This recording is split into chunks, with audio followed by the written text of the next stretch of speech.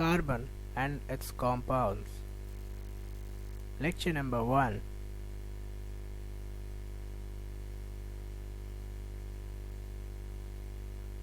In this lecture, we will be learning about carbon and some important properties of carbon.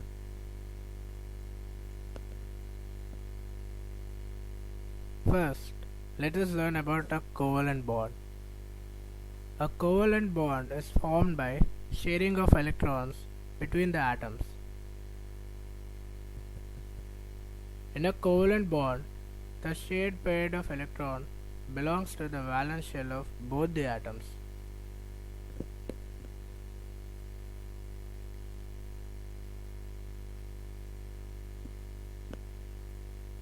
Now, when does a covalent bond form?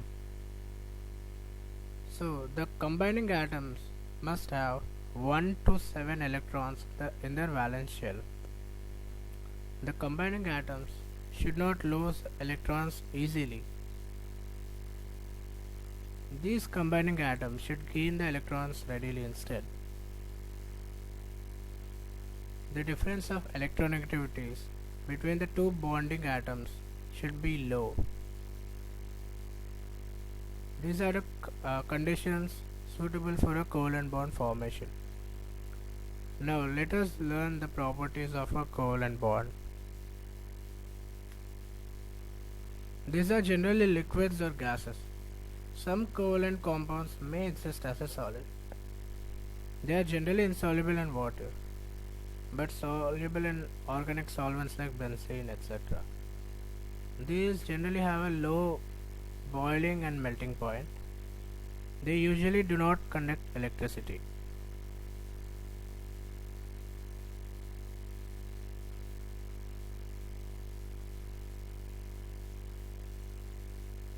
Now, let us learn about a Lewis dot or cross structure. This is a kind of law, but it's actually a representation to know the element more clearly. This is often used for covalent compounds. It says that the number of free electrons have to be written around each and every element.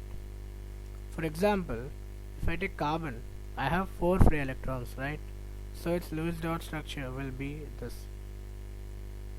Carbon surrounded by 4 dots.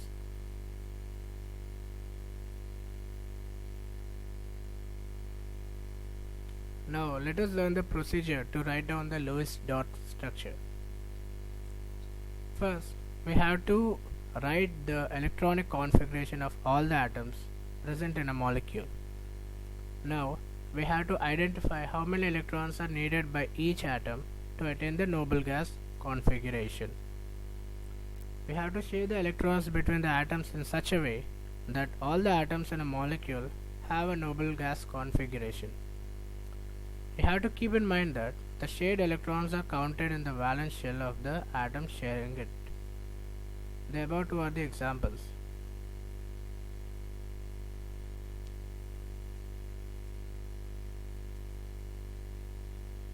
Now let us see an example of a Lewis dot structure. Consider the case of a single bonded covalent compound. Here I consider the hydrogen molecule formation. Hydrogen has 1 electron which is unpaired. So its Lewis dot structure will be H with a dot. Now when I start to bond these two hydrogen atoms, this is how the bonding actually happens according to this theory.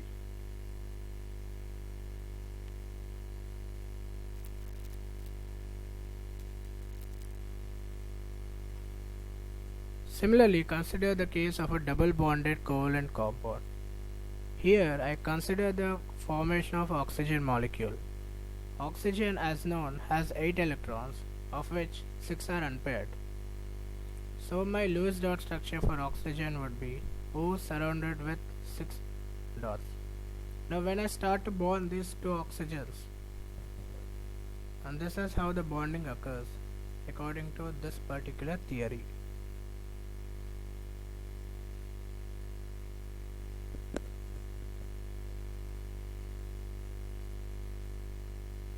Now, if I consider a case of a triply bonded covalent compound, it means here I am considering the formation of nitrogen molecule.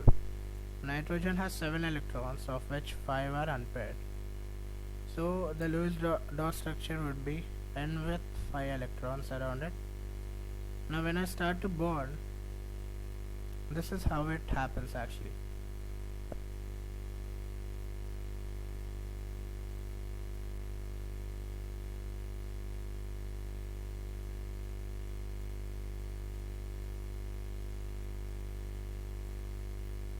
Now let us see the electronic configuration of various elements.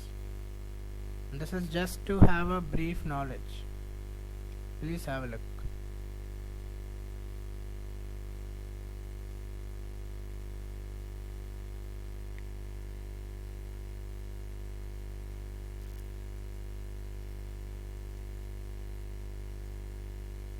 Our basic aim is to attain the noble gas configuration through the Lewis dot structure. Now let us learn about electronegativity. It is an ability of an atom to attract the shared pair of electron towards itself.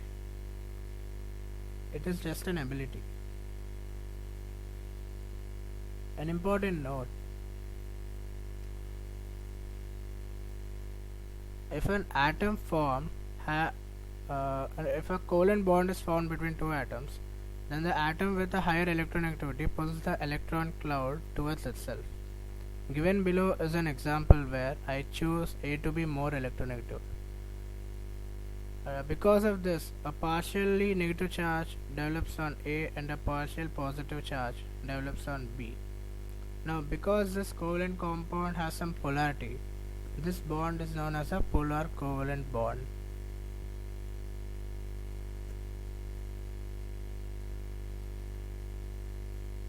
Now, let us learn the specialty of carbon atom. Carbon atom can form many number of compounds, and the reason behind this specialty is: number one, tetravalency of carbon, and the second one is catenation ability. Now let us learn about tetravalency.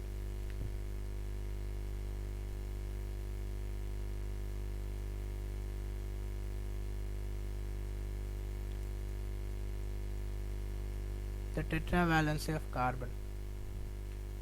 Atomic number is 6 for carbon. The electronic configuration is 2 and 4. So the valence electrons are 4, and hence the valency is 4. This is how the carbon atom looks. So it actually means that we need 4 electrons to attain the noble gas configuration, right? In other words, carbon has the ability to form 4 bonds with other atoms to satisfy its noble gas configuration.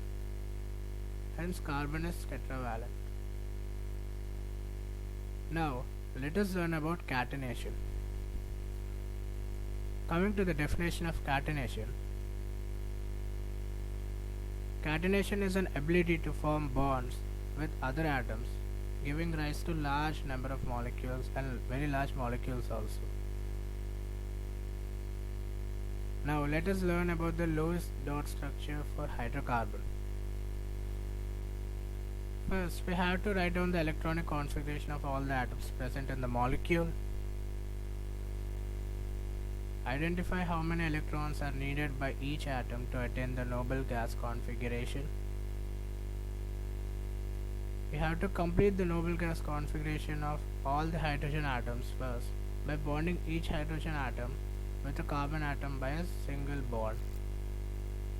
The remaining of the valency of each carbon is completed by forming carbon-carbon single bond, double bond or triple bond as required. Keep in mind that the shared electrons are counted in the valence shell of both the atoms sharing it, because it's a covalent bond. Now let us see an example for the Lewis dot structure of the hydrocarbons. The procedure is already known. Now the main thing is that we have to place all the satisfying atoms at their respective positions. Consider the formation of methane.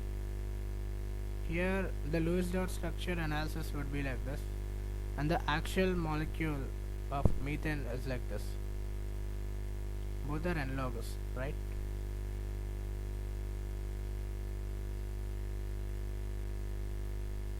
The continuation can be found in the next lecture. Thank you.